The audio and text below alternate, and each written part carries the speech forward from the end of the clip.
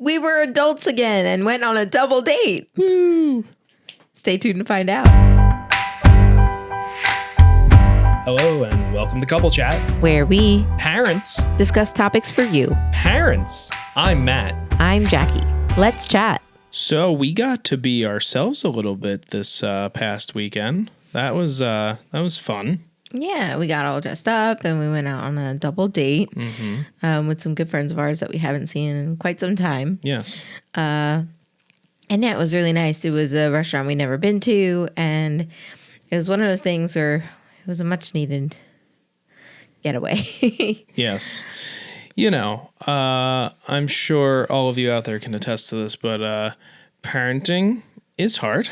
Yes. Takes a lot out of you. Mm-hmm. You forget sometimes your own identity. Mm-hmm. And we were talking about that and struggling with that earlier.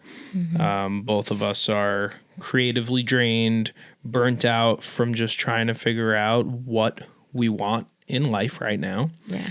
And when you have these opportunities to delve back into who you were before having children, it really helps. Yeah. You know, it's for a brief moment, but it really does help. And seeing these two friends in particular, who my friend Chris, him and I have worked together and done some film together and stuff like that. So we share the same type of creativity there. Yeah. But yeah, it was really great to go out. Your cousin came in clutch as usual to watch the kids. Yeah. And you want to talk about just some of the things we did and, you know, how it felt for you being out and about and being yourself a little bit? Yeah, well, it was one of those things where, I mean, they follow us on here and they also, you know, they try and keep up and like see pictures. And the good thing about social media is they can keep in touch without actually, you know, speaking to us or being able to hang out with us as often as we would all like. Yeah, we just had a really nice dinner and then we walked around town and we got to go into a cool game store. Like they actually sell board games and they also like sell time to play those board games that are in stock there. Yeah. Which was where cool. did what town were we in? We were in Red Bank. Yeah. Which was the reason why we wanted to move back to New Jersey all those years ago, because like we fell in love with Red Bank and just what it had to offer. And it's pretty much kept similar. There's been a couple of restaurants here and there that have changed out. And then, as you said, this game store. Yeah. But going to this game store brought up a whole memory for me that I totally forgot about. But we went to a similar place in Brooklyn with other friends of ours before we had kids. Yeah. And these places are kind of cool. Yeah. It allows you to sit down and maybe try out a board game that you've never played before or that you don't own, and just sit there and play with a group of friends. It's, you know, BYOB and whatever. And I mean, I haven't seen a place like this outside of that. Yeah. And now there's one right here in Jersey, not that far from us. Yeah. So that's pretty cool. Yeah, it was really exciting to see. And like Chris's fiance Morgan was like, "Is that a game store? I'm going." Yeah. Like, we're going. And then Chris ends up buying stuff there. Right. It's just so funny. Yeah. But so we went there and then we walked around town. What's really cool about Red Bank is similar to Asbury Park, they've closed down the streets before and they've been able to like kind of extend the restaurants into the main street of the town, and it was popping. Like every table was packed, every restaurant was open. It was really nice to just see life bustling in Red Bank. That's again why we were so inspired to move down here in the first place, and or down in that area in the first place.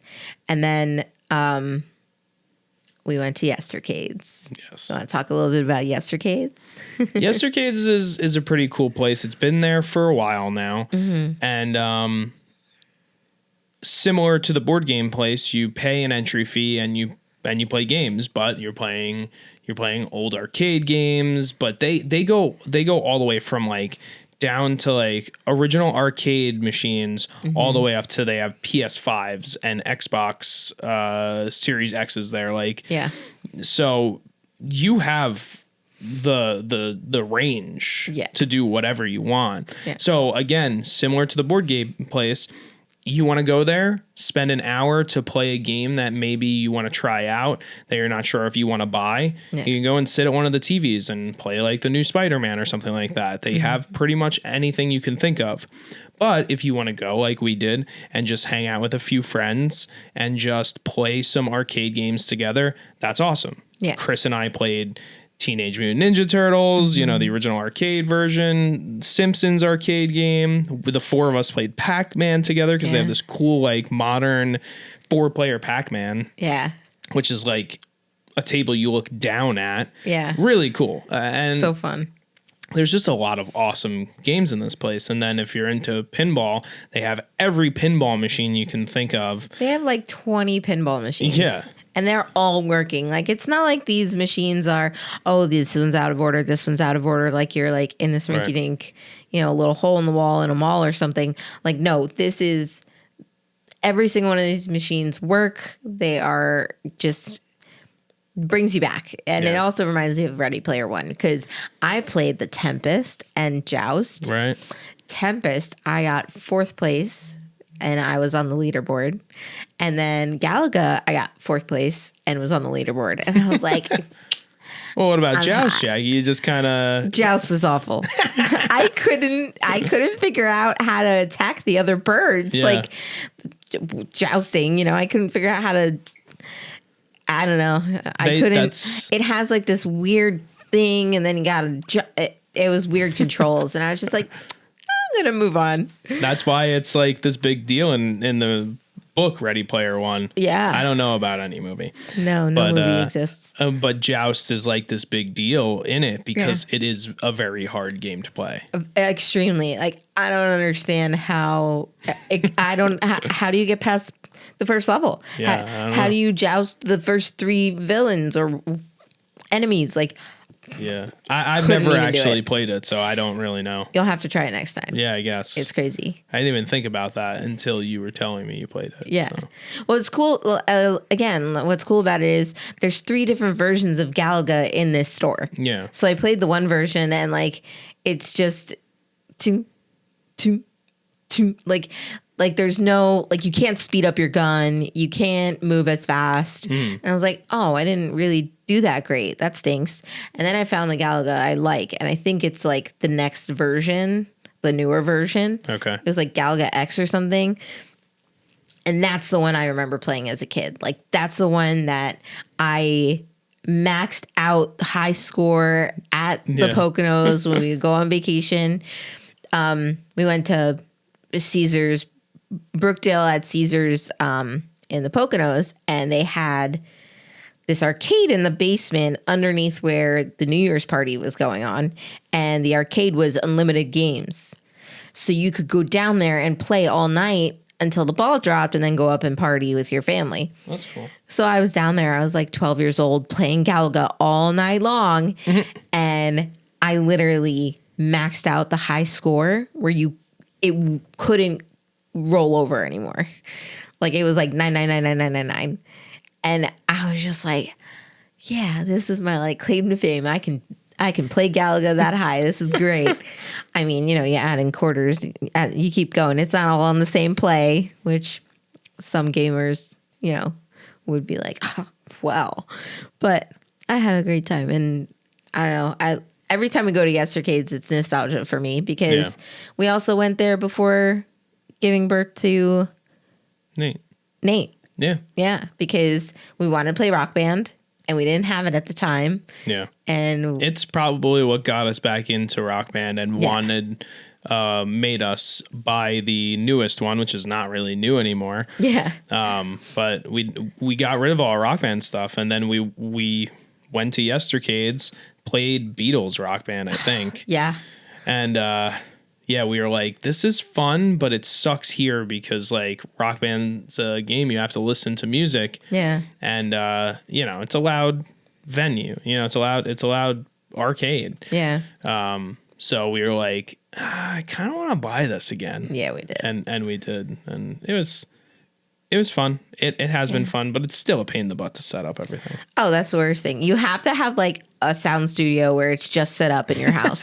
Yeah, right. Like if you're a true rock band or like you just have it. You just have it out at all times. Maybe we should just learn how to really play instruments. What's the fun in that? I think it would be. I've mentioned this to you before, and now it's actually being recorded. I said to you, at some point in our future, when, we have the tiny house, the kids are grown, I would love to be an acoustic duo. Yeah. Like we go to like, just some local pubs or whatever. I play the guitar, sing backup for you, and we just, we cover some of our favorite songs. And maybe, you and I write a couple of things here and there. I think we'd be capable of doing that. Yeah.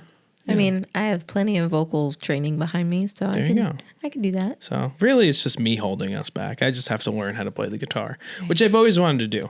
Right. Last anecdote before we end the episode. So my brother is a guitarist. He's played in a band when he was younger, and he still like can pick up and play. Mm-hmm.